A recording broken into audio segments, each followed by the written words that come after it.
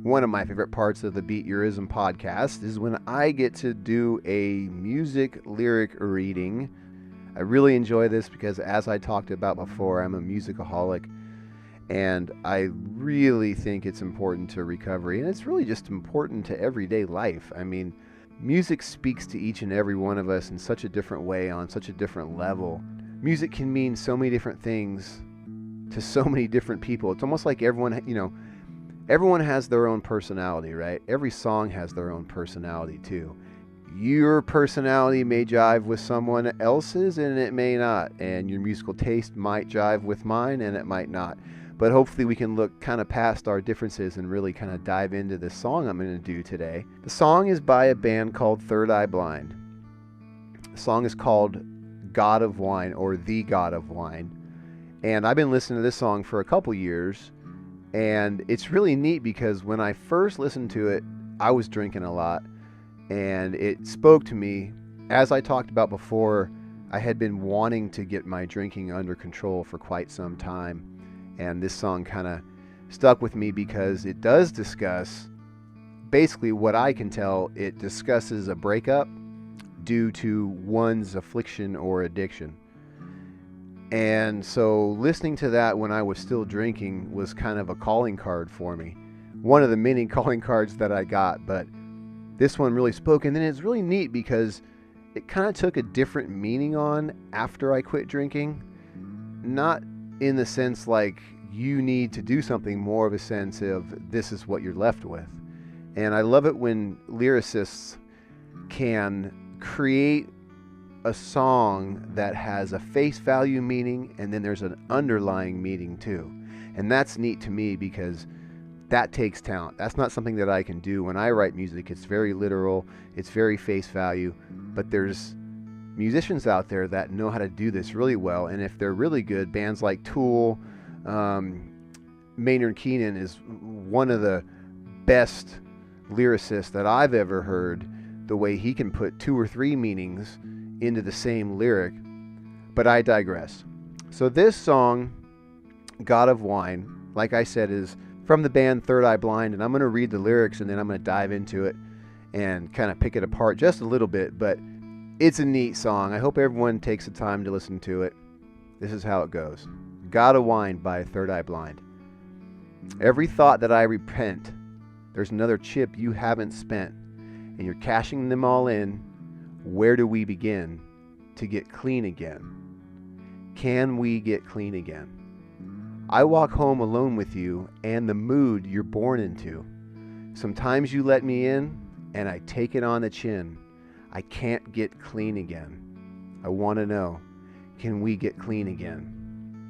The God of Wine comes crashing through the headlights of a car that took you further than you'd ever want to go.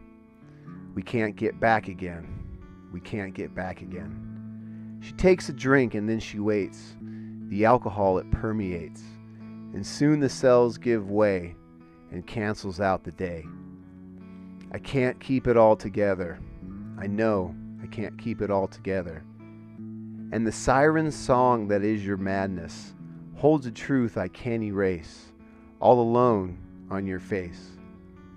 Every glamorous sunrise throws the planets out of line, a star sign out of whack, a fraudulent zodiac.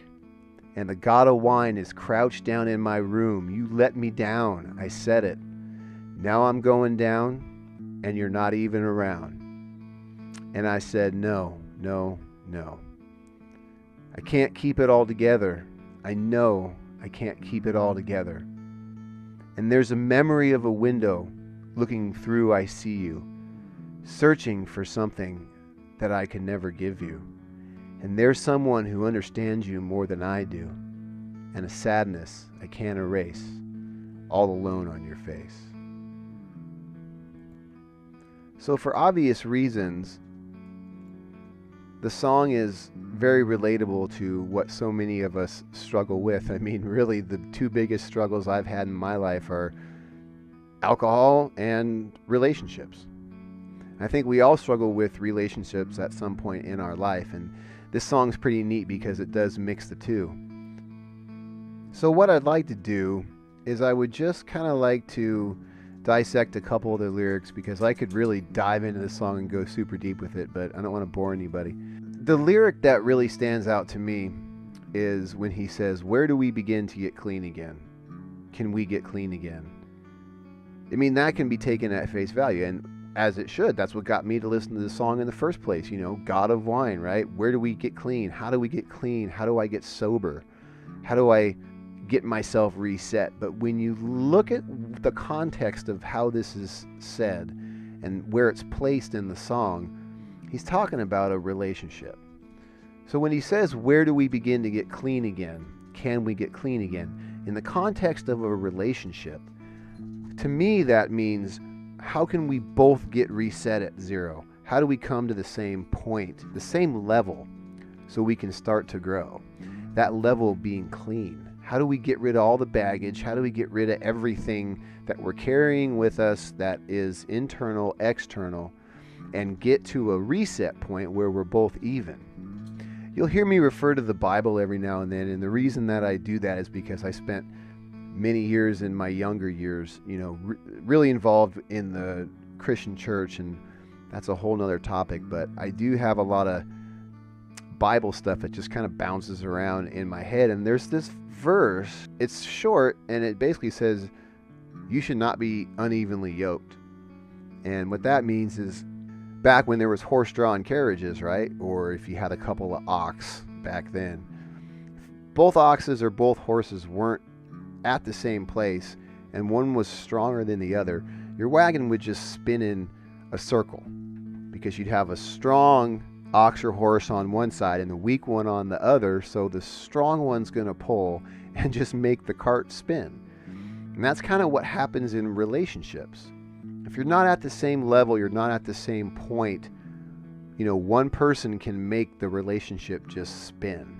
And I think that's kind of what Third Eye Blind is talking about here. Like, where do we get clean? How can we get clean? How can we get even and reset this relationship at zero?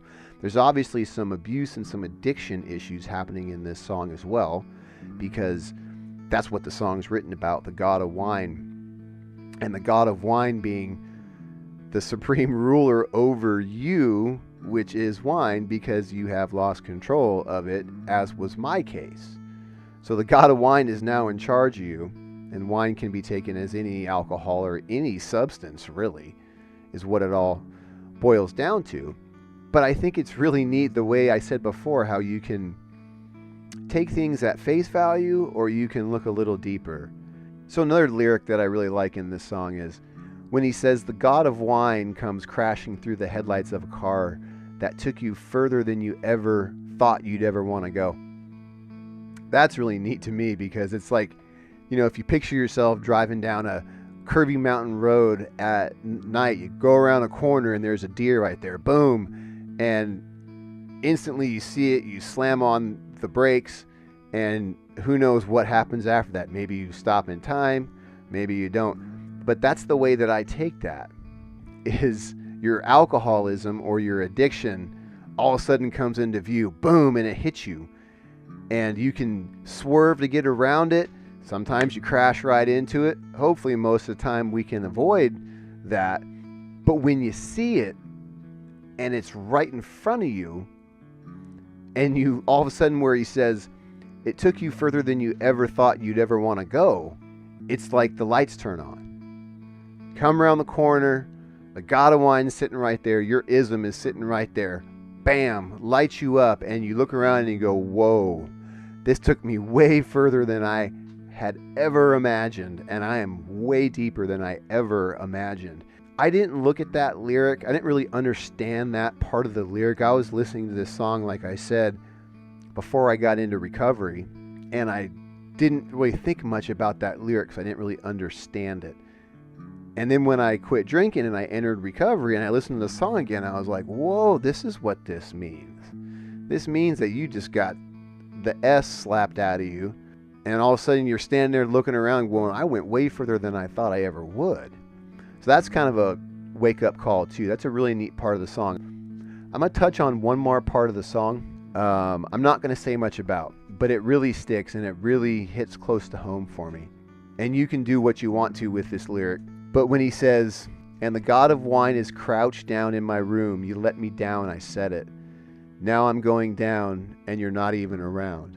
And all I really want to say about that is, I talked about in episode, I think it was in episode 1, when I had that moment when I was envisioning myself on my knees, hands up in the air, begging and pleading with whatever higher power that there was.